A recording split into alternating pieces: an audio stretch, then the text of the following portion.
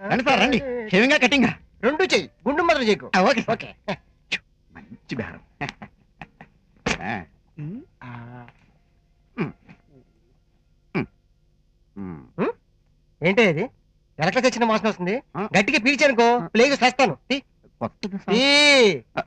Sorry sir. అసలు మన range మీ shop కూడా గ్రేట్.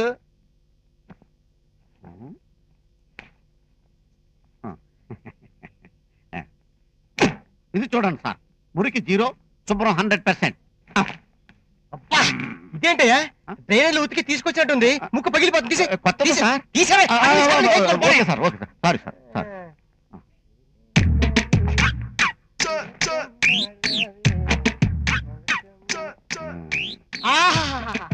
Very good.